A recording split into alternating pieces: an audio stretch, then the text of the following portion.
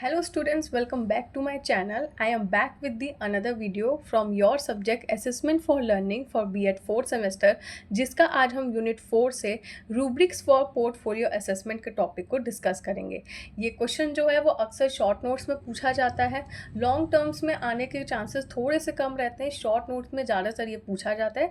तो चलिए आज इस टॉपिक को डिस्कस करते हैं। सामने मैंने आपको सिनॉप्सिस बना दिया गया है, तो चलिए इंट्रोडक्शन से स्टार्ट करते हैं।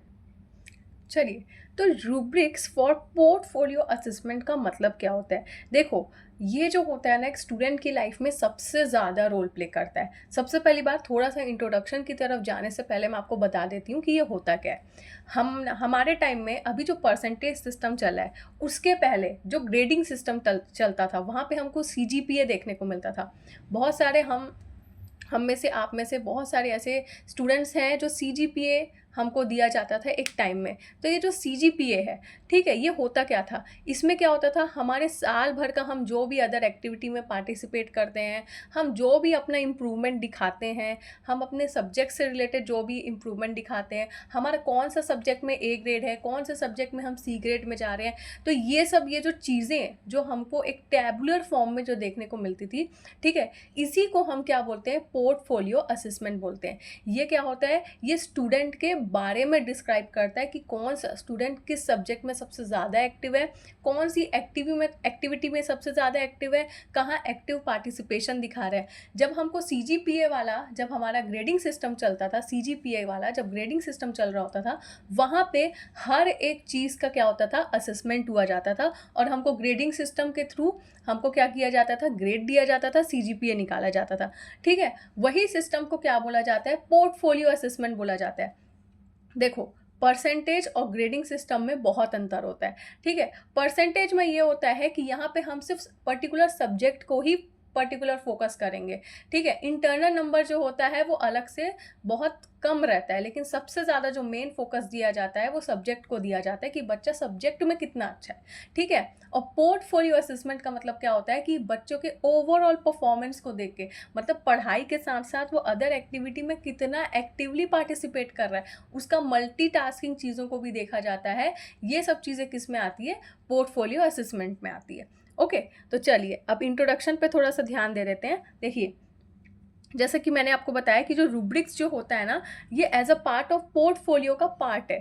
ठीक है, रूब्रिक्स जो होता है वो पोर्टफोलियो का ना पार्ट है। ठीक है, पोर्टफोलियो असेसमेंट का एक पार्ट है। कहाँ पे? एजुकेशन सिस्टम में। ठीक है, और सबसे ज़्यादा इंपॉर्टेंट रोल प्ले करता है किसकी? स्टूडेंट के परफॉर्मेंस में, उनके लर्निंग में।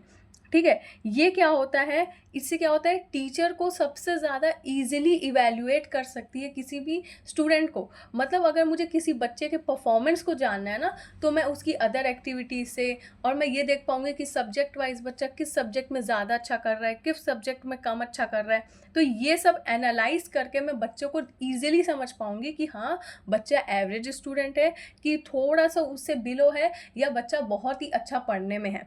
ओके, ये सब चीज़ें जो होती है वो इसमें इंक्लूड रहती है। और ये जो रूब्रिक्स, जो पोर्टफोलियो असेसमेंट होता है ना, इसमें बहुत सारी चीज़ें क्या होती हैं? डिफरेंट डिफरेंट टाइप की हमको एक्टिविटीज़ करवानी पड़ती है, क्लासरूम एक्टिविटीज़ होती हैं। ठीक है, बहुत सारे प्रोजेक्ट्स बच्चों को दिया जाता है। ठीक है, और हर अलग अलग पीरियड में कुछ नया नया चीज़ें क्या होती है? कुछ ना कुछ एक्टिविटी होती है, और अपना जो टीचर होता है वो सब्जेक्ट के अनुसार बच्चों को क्या करता है? ग्रेड देता है या नंबर देता है। ओके, ये किस में आता है? ये सब पोर्टफोलियो में आता है। ये बेसिक जो बोलना चाहिए ना, सोर्स होता है पोर्टफोलियो का, वो यही होता है। वो इसी सब में क्या होता है? इसी सब से वो वर्क करता है। ठीक है, अब सबसे ज़्यादा जो होता है, ये टीचर की लाइफ में इम्पॉर्टेंट रोल प्ले करता है रूब्रिक्स। ठीक है, इससे क्या होता है कि हर एक बच्चा कि क्या परफॉर्मेंस कर रहा है, कैसी पढ़ाई कर रहा है। ठीक है, एकदम फेयर मार्क्स दिया जाता है हर एक बच्चों को। कभी कभी क्या हो जाता है कि हम अगर परसेंटेज सिस्टम में अगर थोड़ा सा देखते हैं ना, तो वहाँ पे अगर कोई बच्चा 92.5 या ऐसा कुछ पॉइंट मिलाता है तो उसको थोड़ा सा बढ़ा दिया जाता है। ठीक है, लेकिन यहाँ पे क्या होता है? अगर बच्चा 90 लाए, इन द सेंस वो 90, अगर वो 90.5 है मतलब वो 90.5 है। आपने CGPA में देखा होगा, हमारे CGPA में 0.5 की भी वैल्यू होती थी। ओके, लेकिन परसेंटेज में थोड़ा सा हम क्या करते हैं? ऊपर नीचे कर देते हैं। ठीक है, थोड़ा सा हम उसको आगे इंक्लूड कर देते हैं, या 1 पॉइंट बढ़ा देते हैं। 1 पॉइंट बढ़ा के ही हम क्या करते हैं? नंबर दे देते हैं। ओके, ये छोटा सा डिफरेंस देखने को मिलता है। पोर्टफोलियो में हर एक बच्चे का जो असेसमेंट होता है वो एकदम सिस्टमैटिक और टेबुलर फॉर्म में बनाया जाता है। मतलब इन द सेंस वो टेबल इतना सिस्टमैटिक होगा कि वहाँ पे पता चलेगा कि बच्चे का कॉन्सेप्ट कहाँ पे क्या क्लियर है, ठीक है, उसकी लर्निंग कैसी चल रही है, उसकी परफॉर्मेंस कितनी इम्प्रूवमेंट हुई है, कि उसकी परफॉर्मेंस में थोड़ा सा कुछ चेंजेस हुआ है, ठीक है। ये सब चीज़ें एक टेबुलर फॉर्म में क्या होती है, प्रॉपरली हमको देखने को मिलती है और एकदम फेयर उसमें असेसमेंट होता है। कोई ऐसे गड़बड़ चीज़ें नहीं होती, एकदम प्रॉपर फेयर और क्लीन असेसमेंट हमको देखने को मिलता है। और इससे क्या होता है कि ये पोर्टफोलियो असेसमेंट के कारण हमको ये पता चलता है कि बच्चों की लाइफ में कितनी ट्रांसपेरेंसी है लर्निंग के टूवर्ड्स, ठीक है, कि मतलब क्या बच्चा लर्निंग में एक्टिव है कि नहीं है, उसको उसके अंदर इम्प्रूवमेंट हुआ कि नहीं हुआ, कितना डेवलपमेंट हुआ, ये सब किससे पता चलता है, ये पोर्टफोलियो असेसमेंट से ही पता चलता है। नेक्स्ट देखते हैं मीनिंग ऑफ रूब्रिक्स। तो रूब्रिक्स का मतलब ही क्या होता है कि एक क्लियर रूल्स एंड क्राइटेरिया होता है जो इवेल्युएट करता है स्टूडेंट्स के वर्क को फेयरली, ठीक है। जैसे कि मैंने आपको बताया कि यहाँ पे कोई भी हमको गलत चीज़ें देखने को नहीं मिलेगी, एकदम प्रॉपर इवेल्युएशन होता है, एक एक चीज़ बच्चे के बारे में एक एक चीज़ को एनालाइज करके इवेल्युएट किया जाता है, ठीक है। और क्या करता है ये, स्टूडेंट के assignment, project, activity, lesson plans, achievement, जो भी बच्चा स्कूल में प्रॉपर जो एक्टिविटी कराई जाती है, चाहे वो लर्निंग से टूवर्ड्स हो, चाहे वो अदर एक्टिविटी बेस्ड हो, स्किल डेवलपमेंट बेस्ड हो, वो हर चीज़ किस में आती है, ये सब पोर्टफोलियो में आती है। ओके, डेफिनेशन है, बहुत ही ईजी सा सिंपल सा डेफिनेशन मैंने आपको दिया हुआ है, आप लोग ये डेफिनेशन को एग्जाम में लिख के आ सकते हैं। अब सबसे ज़्यादा क्या कैरेक्टरिस्टिक्स हमको रूब्रिक्स का देखने को मिलता है, मतलब ये क्या रोल प्ले करता है और ये क्यों इतना इंपॉर्टेंट है। उतना इंपॉर्टेंट तो नहीं बोलेंगे, मतलब क्या रोल ये स्टूडेंट की लाइफ में प्ले करता है, हम इसके ये कैरेक्टरिस्टिक्स को देखते हैं। ओके, सबसे पहला जो है वो हम डिस्कस करेंगे क्वालिटेटिव नॉलेज। अब देखो, क्वालिटेटिव नॉलेज मतलब कि क्वालिटी वाली नॉलेज, अगर मैं आपको सिंपल टर्म्स में समझाऊं तो क्वालिटी वाली नॉलेज। अब क्वालिटी वाली नॉलेज मतलब कैसे आती है कि क्या बच्चे को सिर्फ क्वांटिटी दी जा रही है, कि बच्चे को सिर्फ ये बोला जा रहा है कि नहीं बेटा आप ये पढ़ो, आप ये भी पढ़ो, आप ये भी पढ़ो, कहीं से भी क्वेश्चन आ सकता है। नहीं, ये तो क्वांटिटेटिव नॉलेज हो गया। क्वांटिटेटिव नॉलेज हमको कभी बच्चों को नहीं देना रहता है, बच्चों को हमेशा हमें क्वालिटी वाली नॉलेज देनी रहती है, क्वालिटेटिव नॉलेज देना पड़ता है। क्वालिटेटिव नॉलेज मतलब क्या होता है कि उसको, अगर कोई सब्जेक्ट का अगर मैं आपको पढ़ा रही हूँ, जैसे फॉर एग्जांपल मैं अगर आपको आपके एग्जाम्स के बेस पर ही कुछ बता रही हूँ, तो मैं आपको इतना बेसिक नॉलेज दूँ, इतना बेसिक चीज़ें बताऊँ उसके बारे में, कि आप अगर कल को किसी और को बता रहे हो तो आपको पता होना चाहिए कि हाँ मैंने यहाँ से पढ़ा है, ओके, इसका रिसोर्स लिया है और ये मेरा कॉन्सेप्ट है, तो सामने वाला इजीली समझ जाता है कि हाँ इसका बेसिक कॉन्सेप्ट एकदम क्लियर है। इसी को बोला जाता है क्वालिटेटिव नॉलेज। अब मैं अगर थोड़ा सा लैंग्वेज अगर टफ पड़ गई होगी मेरी, तो मैं आपको एक एग्जांपल के थ्रू समझाती हूँ।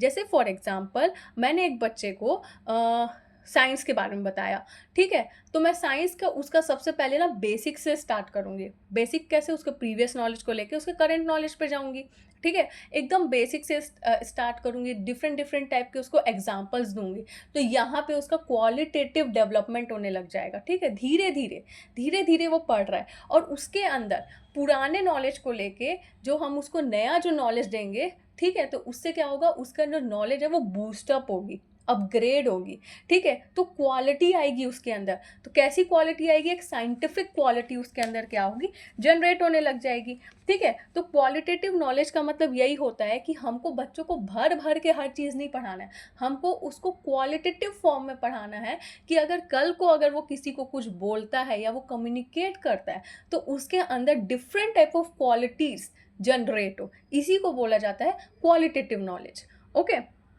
नेक्स्ट हम देखते हैं involvement of both teacher and student. अब देखो, अगर आप किसी बच्चे का पोर्टफोलियो कर रहे हो तो इसका मतलब ये तो नहीं है कि सिर्फ उसमें स्टूडेंट ही इन्वॉल्व होंगे, नहीं। अगर मैं आपको पढ़ा रही हूँ, उतना ही एफर्ट अगर मैं दे रही हूँ और सामने से भी अगर आप अपने टूवर्ड्स मेरी बातों को सुनेंगे, एनालाइज करेंगे, अच्छे से लिखेंगे, ठीक है, तो यहाँ पे क्या हो रहा है, एक स्टूडेंट और टीचर का प्रॉपर इन्वॉल्वमेंट हो रहा है, ठीक है। मैं आपको डिफरेंट डिफरेंट एग्जाम्पल्स के साथ पढ़ा रही हूँ, आप अगर उस एग्जाम्पल्स को अच्छे से यूटिलाइज करोगे, समझोगे, उस कॉन्सेप्ट को समझोगे जो मैं बोलना चाह रही हूँ, तो आप एग्जाम में प्रॉपरली लिख के आओगे। ठीक है। तो यहाँ पे क्या हुआ, स्टूडेंट और टीचर दोनों का इन्वॉल्वमेंट हुआ। इन द सेम वे अगर हम स्कूल में कंपैरिजन करते हैं तो होता ये है कि स्कूल में क्या होता है, टीचर को बच्चों के साथ इन्वॉल्व होना पड़ता है। ठीक है, जैसा बच्चा बोल रहा है उसको उसके हिसाब से थोड़ा सा पढ़ाना पड़ता है। ठीक है, अगर बच्चे को थोड़ा एक्टिविटी बेस्ड टाइप की लर्निंग में अगर वो उसका इम्प्रूवमेंट देखने को मिलता है तो टीचर को भी वैसा ही एफर्ट देना पड़ेगा जैसे स्टूडेंट का रिफ्लेक्ट हो रहा है। अगर एक स्टूडेंट जो है वो लेक्चर बेस पे अगर ज़्यादा अच्छे से कर पा रहा है, एक्टिविटी में अगर उसको कन्फ्यूज़ हो रही है, मतलब कन्फ्यूजन हो रहा है, तो एक टीचर को उसको एज अ लेक्चर फॉर्म में वर्क करना पड़ेगा। इन द सेंस मतलब टीचर और स्टूडेंट का इन्वॉल्वमेंट का रिक्वायरमेंट मतलब ये होता है कि जैसा स्टूडेंट रिफ्लेक्ट कर रहे हैं वैसा ही टीचर को भी इन्वॉल्व होना पड़ेगा। इसी को बोला जाता है involvement of both teacher and student. Okay, next है असेसमेंट टूल। असेसमेंट टूल का एक सिंपल सा मतलब है वो ये है कि हर एक टीचर को अपने टीचिंग के टाइम में कुछ ना कुछ टीचिंग मेथड्स यूज़ करना चाहिए। ठीक है, जैसे चार्ट पेपर हो गया, आप किसी मॉडल के थ्रू बता सकते हो, या आप किसी एग्जाम्पल्स को दे के कुछ एक्टिविटी मतलब एक्टिविटी करवा के आप क्या कर सकते हो, अपनी क्लास को कंडक्ट करवा सकते हो। इसी को बोला जाता है असेसमेंट टूल। मतलब पढ़ाने के दौरान में आपको कुछ ऐसे असेसमेंट टूल्स यूज़ करना है या ऐसे कुछ टीचिंग मेथड्स यूज़ करना है जो बच्चों के लिए क्या हो, बेनिफिट हो और कम समय में वो चीज़ों को ज़्यादा अच्छे से ग्रैब कर सके। ठीक है, इसी को बोला जाता है असेसमेंट टूल। नेक्स्ट है ग्रेडिंग। अब ग्रेडिंग का मतलब क्या होता है कि बच्चों को डिफरेंट डिफरेंट जो हम एक्टिविटी करवाते हैं, वो डिफरेंट डिफरेंट जो परफॉर्मेंस अपने पूरे लाइफ लॉन्ग मतलब पूरे ईयरली में वो जो भी करा रहता है उसके हिसाब से हम उसको ग्रेडिंग सिस्टम देते हैं। और ये जो ग्रेडिंग सिस्टम होता है ये लो टू हाई लेवल पे बेस्ड रहता है। ठीक है, और जैसे लो टू हाई लेवल मतलब गुड, वेरी गुड, एवरेज, लो, वेरी लो, ये डिफरेंट टाइप की कैटेगरीज होती हैं, लेवल्स होते हैं। इसमें क्या होता है, ग्रेडिंग सिस्टम जो होता है वो डिवाइड होता है और इसके अकॉर्डिंग ही स्टूडेंट को हम ग्रेड देते हैं डिफरेंट डिफरेंट उसके कैटेगरी के हिसाब से। जो भी ईयरली बेस्ड में जो भी एक्टिविटी या लर्निंग, जैसी भी लर्निंग हुई हो, जो भी वर्क कराया हो, जो भी परफॉर्मेंस हुआ हो, उसके बेस पे हम उसको ग्रेडिंग सिस्टम पे क्या करते हैं, फिक्स करते हैं, उसको देते हैं। ओके, नेक्स्ट है skill and qualities of students. सबसे पहली बात तो हमको पोर्टफोलियो जब हम किसी स्टूडेंट का बना रहे होते हैं तो यहाँ पे सबसे ज़्यादा हमको अपने अंदर ही एज अ टीचर बहुत ज़्यादा पेशेंस रख के वर्क करना होता है। क्योंकि जब हम किसी बच्चे का पोर्टफोलियो बना रहे होते हैं, क्योंकि पूरे साल भर पोर्टफोलियो एनालाइज करना रहता है, सबसे ज़्यादा प्रेशर यहाँ पे टीचर का रहता है। ठीक है, तो क्या होता है, हर एक बच्चे की स्किल को और उसकी क्वालिटी को देखा जाता है। ठीक है, हर एक बच्चे के अंदर डिफरेंट डिफरेंट टाइप की स्किल होती है। अगर आज वो इस स्किल में दिख रहा है तो हमको कल वो डिफरेंट स्किल में भी दिख सकता है, तो हमको उसको भी एनालाइज करना है, उसको भी ग्रेडिंग सिस्टम देखना है, उसको भी इवेल्युएट करना है। ठीक है, तो हर एक बच्चे के अंदर क्या होता है, डिफरेंट डिफरेंट टाइप के हमको स्किल्स और क्वालिटीज देखने को मिलती है। ठीक है, हो सकता है कुछ बच्चे अंडरस्टैंडिंग में अच्छा हो तो कुछ बच्चे समझने में थोड़ा सा कम होते हैं, लेकिन क्या होता है वो यहाँ समझने में कम है लेकिन दूसरे सब्जेक्ट में एकदम प्रॉपर कमांड रखा हुआ है। ठीक है, ठीक है, और क्या होता है कि यहाँ पे ये भी पता चलता है कि बच्चा कितना डल है, किसी सब्जेक्ट में वो बहुत डल है या कुछ एक्टिविटी में वो बहुत डल है लेकिन पढ़ने में बहुत होशियार है।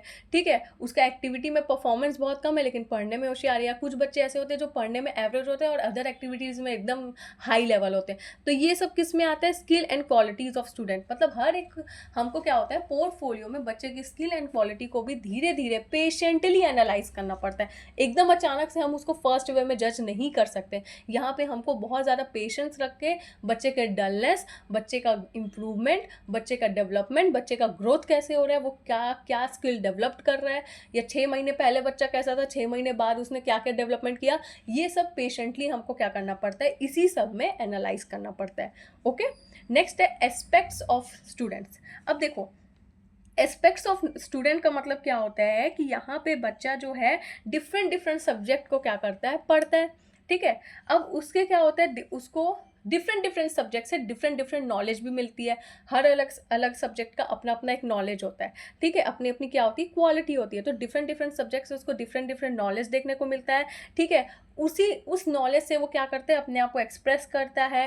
ठीक है, डेवलपमेंट होता है उसके बहुत सारे, उसी सब्जेक्ट के बेस पे उसके बहुत सारे स्किल्स डेवलपमेंट हो जाते हैं। उसके इंटरेस्ट के बारे में पता चलता है, वो किस सब्जेक्ट में इंटरेस्ट नहीं है इसके बारे में पता चलता है। ठीक है, और इसी से रिलेटेड, मतलब ये डिफरेंट सब्जेक्ट से रिलेटेड, इसी को बोला जाए एस्पेक्ट्स ऑफ स्टूडेंट, मतलब कि स्टूडेंट डिफरेंट डिफरेंट सब्जेक्ट में क्या परफॉर्मेंस कर रहा है, ठीक है, उसी के थ्रू हम क्या करते हैं, उसको इवेल्युएट करते हैं। नेक्स्ट है इम्पॉर्टेंस ऑफ रूब्रिक्स, ठीक है, क्यों ये रूब्रिक्स या ये जो पोर्टफोलियो असेसमेंट हम करते हैं, ये क्यों सबसे ज़्यादा इम्पॉर्टेंट होता है। सबसे पहले तो हमको बच्चे का प्रोग्रेस रिपोर्ट देखने को मिलता है, ठीक है, टीचर के द्वारा जो प्रोग्रेस रिपोर्ट बनाया जाता है या क्रिएट किया जाता है, ठीक है, वो क्या होता है, एकदम परफेक्ट इंफॉर्मेशन रहता है बच्चे का, ठीक है, वो साल भर क्या किया क्या नहीं किया, ये प्रॉपर जो होता है वो एक ऐसा टेबुलर फॉर्म में प्रॉपर इंफॉर्मेशन हर एक, मतलब हर एक बच्चे की उसकी डिफरेंट डिफरेंट एक्सपेक्ट्स के बेस पे, मतलब उसके सब्जेक्ट के बेस पे, ठीक है, और उसके इंटरेस्ट के बेस पे और वो जो परफॉर्मेंस किया रहता है उसके बेस पे क्या होता है, ये प्रोग्रेस रिपोर्ट को क्या किया जाता है, तैयार किया जाता है। इसमें बच्चे की प्रॉपर इंफॉर्मेशन डिटेल्ड, उसके डेवलपमेंट से रिलेटेड, हर चीज़ से रिलेटेड उसमें उस प्रोग्रेस रिपोर्ट में क्या होता है, दिया होता है, इसलिए ये सबसे ज़्यादा इंपॉर्टेंट रहता है। और इसके थ्रू हम ईजिली एनालाइज करते हैं कि हमारा बच्चा कितना इंप्रूवमेंट किया है, किस पर्टिकुलर फील्ड में, किस पर्टिकुलर एरिया में, बहुत ईजी होता है हमको ये सब देखने में। ओके, नेक्स्ट है सेल्फ असेसमेंट।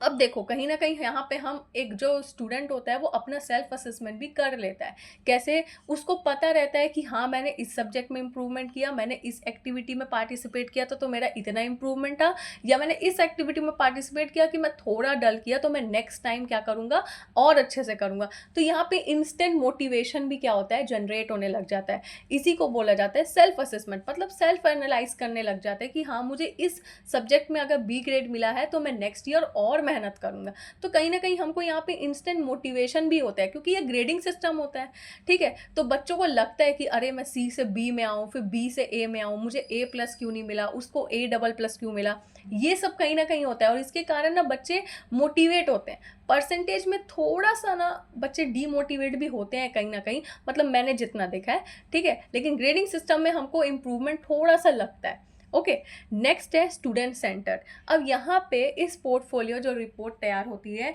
यहाँ पे कहीं ना कहीं हमको स्टूडेंट सेंटर को भी थोड़ा सा क्या करना पड़ता है, मतलब बोलना चाहिए एनालाइज करना पड़ता है, ठीक है, मतलब कैसे कि यहाँ पे स्टूडेंट को हमको पार्टिसिपेट करवाना पड़ता है डिफरेंट डिफरेंट एक्टिविटीज़ में, ठीक है, बहुत सारी डिफरेंट टाइप की हमको क्या बोलना चाहिए टेक्निक यूज़ करनी पड़ती है, ठीक है, और कोई एक्स्ट्रा प्रेशर हमको नहीं लेना रहता है, क्योंकि यहाँ पे क्या होता है हर एक चीज़ के लिए डिफरेंट डिफरेंट क्या होता है, इवेल्युएशन का प्रोसेस होता है, वो चीज़ हमको करवानी ज़रूरी होती है क्योंकि वो उनके सिलेबस में इंक्लूड रहता है, ठीक है, हमारे लेसन प्लान में इंक्लूड रहता है, तो वो सब हमको करवाना रहता है, ठीक है। और कहीं ना कहीं चिल्ड्रन भी, जो बच्चे जो होते हैं वो कहीं ना कहीं इस चीज़ में इन्वॉल्व होते हैं कि हाँ पढ़ाई के साथ साथ हमको डिफरेंट चीज़ें भी थोड़ा सा करने को मिल रही है, क्योंकि इसमें हमको ग्रेड मिल रहा है, क्योंकि वो रिपोर्ट कार्ड में देखते हैं ना कि हमको ये चीज़ों में ग्रेड मिल रहा है, तो वो नेक्स्ट टाइम और अच्छी करने की कोशिश करते हैं कि चलो नेक्स्ट टाइम एक और बार मौका मिला है, ठीक है। तो कहीं ना कहीं स्टूडेंट सेंटर्ड भी टीचर क्या होती है, मतलब टीचर स्टूडेंट्स में भी इन्वॉल्व रहती है, और जहाँ टीचर स्टूडेंट में इन्वॉल्व होती है वहाँ प्रोग्रेशन ज़रूर दिखता है, ठीक है। नेक्स्ट है potential of a children.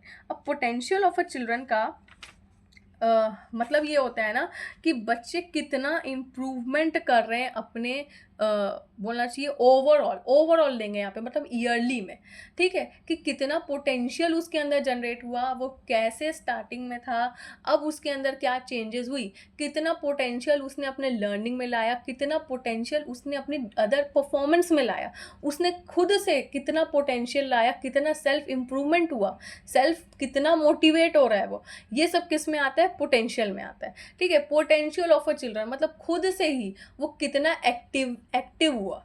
Okay, next है फेयर असेसमेंट। तो यहाँ पे हमको फेयर असेसमेंट मिलता है, देखने को मिलता है बच्चे का कि भाई यहाँ पे हर चीज़ हम एकदम क्लियर फॉर्म में करेंगे। हाँ, अगर ये बच्चा डल है तो उसको सी ग्रेड देना है, यस, ये बच्चे ने अगर एवरेज बच्चा है तो उसको बी ग्रेड देना है, इसने बहुत अच्छा किया है तो हमको ए देना है, मतलब यहाँ पे। और कहीं ना कहीं CGPA में 8.5 9 पॉइंट ऐसे ऐसे करके कुछ कुछ इसके बेस पे क्या होता है, CGPA को भी मतलब इस फॉर्म में देते हैं, टेबुलर फॉर्म में भी क्या करा जाता है, फॉर्मेट किया जाता है। ठीक है, तो ये किस में आता है, फेयर असेसमेंट में आता है कि यहाँ पे हमको clear and fair assessment proper report card में हर एक डिटेल्ड इन्फॉर्मेशन के साथ हमको देखने को मिलती है। Okay, so that's all for this. I hope आपको ये टॉपिक बहुत अच्छे से समझ में आया होगा। ओके, अच्छे से एकदम प्रॉपर एक्सप्लेनेशन के साथ लिखना। ज़्यादातर ये शॉर्ट नोट्स में आता है, तो इसलिए मैंने आपको थोड़ा सा शॉर्ट वे में दिया है, लेकिन यस, लिखना बहुत अच्छे से। Okay, that's all. I do like, share, comment and subscribe to my channel and wait for the next video.